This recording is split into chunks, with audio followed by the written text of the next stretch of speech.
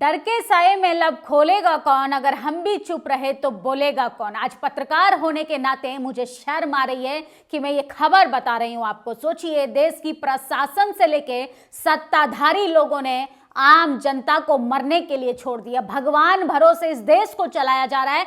देश के सत्ताधारी लोग कहते हैं कि देश को मजबूत हाथों में सौंप रखा है, और सोचिए, एक प्रशासन की लापरवाही की वजह से तमाम लगातार लोग प्रयागराज में मौत के मुंह में समा रहे हैं। देश की राजधानी नई दिल्ली रेलवे स्टेशन पे अफरा तफरी का माहौल बना दिया जाता है और इतनी बड़ी लापरवाही हो जाती है कि 18 लोगों की जान चली जाती है। ये 18 लोग तो हम इसलिए बोल रहे हैं कि ये सामने आए हुए आंकड़े हैं। आंकड़े तो हर बार छुपाने में हमारी प्रशासन, सरकार और किस तरीके से इस देश का इवेंट मैनेजमेंट का काम करता है, देश का टीवी, अखबार, वो सब जिम्मेदार है।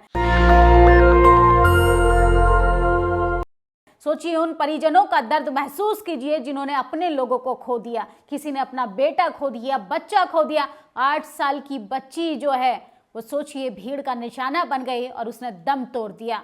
उन तमाम कुली लोगों से जब मीडिया ने बात की, उन्होंने बताया कि अपने हाथों से लोगों ने लाशें उठाई हैं और किस तरीके से अस्पताल पहुंचाया गया, लेकिन वहां पर ना पुलिसकर्मी थे और ना वहां पर कोई प्रशासन की अच्छी व्यवस्था थी।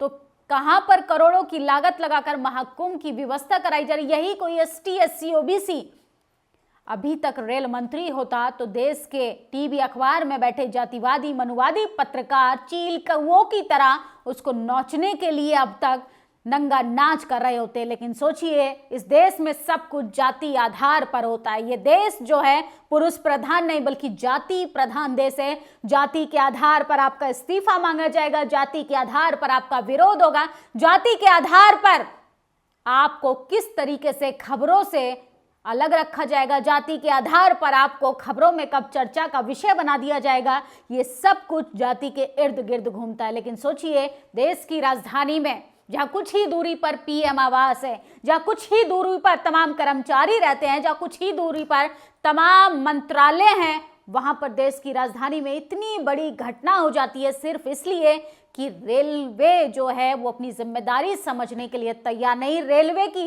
एक लापरवाही की वजह से लोगों की जानें चली गई और रातों रात सबूत मिटाने का भी काम हुआ। हमारे रिपोर्टर्स ने वहां पे जाकर जब रिपोर्टिंग की तो पता चला कि वहां पर पुलिस कर्मियों के ऊपर भी प्रेशर है और वो जनता से बात करने के लिए भी राजी नहीं है। उन्हें कहा जा रहा है कि अगर कोई पत्रकार खबर चलाएगा तो उस पर भी कंटेंट को डिलीट करने का दबाव बनाया जाएगा। यह है लोकतंत्र, यह है आजाद भारत की आजाद तस्वीरें जो लगातार मनुवादी मीडिया छुपाने का काम कर रही है। देश की राजधानी में जब से भाजपा सरकार सत्ता में आई है, ऐसा लगता है कि इस देश को फिर से गोधरा कांड बनाने का काम किया जा रहा है। देश की जनता को भगवान भरोसे छोड़ दिया है, देश के युवाओं को भगवान भरोसे छोड़ दिया है, यहाँ तक कि इस देश की सुरक्षा को भी भगवान भरोसे छोड़ दिया है। देश के प्रधानमंत्री से लेके उत्तर प्रदेश के मुख्यमंत्री की बात करें, रेल मंत्री की बात करें, तमाम लोग जो हैं कोई भी जिम्मेदारी लेने के लिए तैयार नहीं।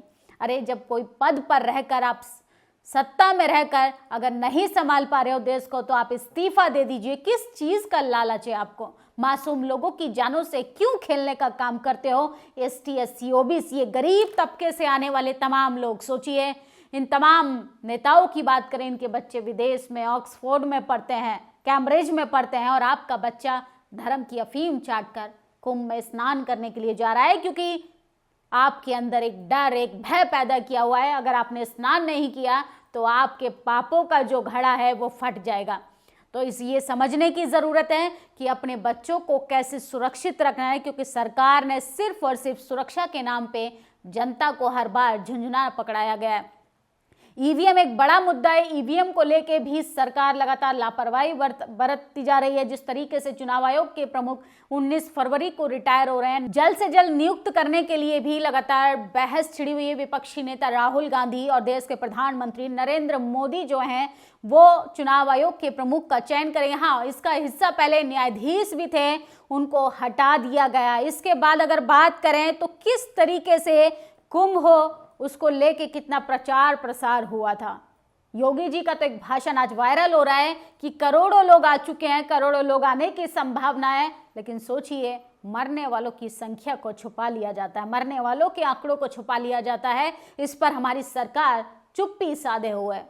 संसद में ये लगातार मुद्दा उठाया जा रहा है कि आंकड़ों को क्यों छुपाने का काम करती है। कोरोना काल में जिस तरीके से लाखों की तादाद में लोग मौत के काल में समा गए, वो आंकड़े भी सरकार ने छुपा लिए। बेरोजगारी के आंकड़े सरकार ने छुपा लिए, महंगाई के दर जो आंकड़े सरकार को बताने चाहिए वो छुपा लिए। किस तरीके से देश के हालात हो गए हैं, ऐसा लगता है कि हम विकसित भारत नहीं बल्कि हम पिछड़े देश में अब शामिल होने वाले हैं, क्योंकि देश की सत्ताधारी लोगों को देश की ना चिंता है ना देश के लोगों की चिंता है। ये देश राम भरोसे चल रहा है। किस तरीके से देश के हालात बेहतर से बदतर होते जा रहे हैं और तमाम हमारे देश की टीवी अखबार भी उतना ही जिम्मेदार है जितना इस देश का प्रशासन, इस देश के सत्ताधारी लोग हैं। अगर आज देश की मीडिया ने कलम की ताकत को समझा होता, कलम को महफूज रखा होता, सरकार के सामने नतमस्तक नहीं होती, तो आज मासूम जो लोग मौत के मुंह में समा गए, कहीं ना कहीं वो अपने घर शांतिपूर्ण तरीके से जा पाते। लेकिन टीवी अखबार ने तो घुटने टेक दिए हैं सरकार की चाटुकारिता करने में, सरकार के गुणगान करने में। और सोचिए किस तरीके से महाकुंभ का बड़ा चढ़ाकर प्रदर्शन किया जा रहा है।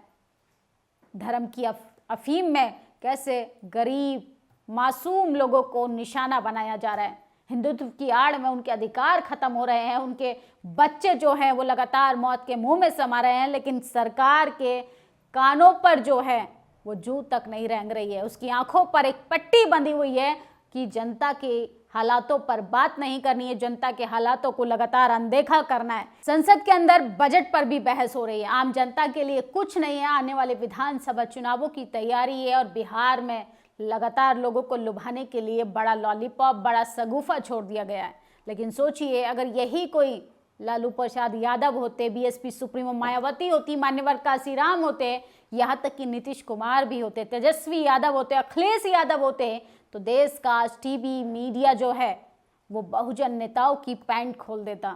लेकिन क्या करे अफसोस, जाति के आधार पर पत्रकार जो हैं जातिवादी नेताओं को बचाने का काम करते हैं। रेल प्रशासन ने ट्वीट कर मार्मिक ट्वीट कर अपनी जिम्मेदारी को पूरा कर दिया।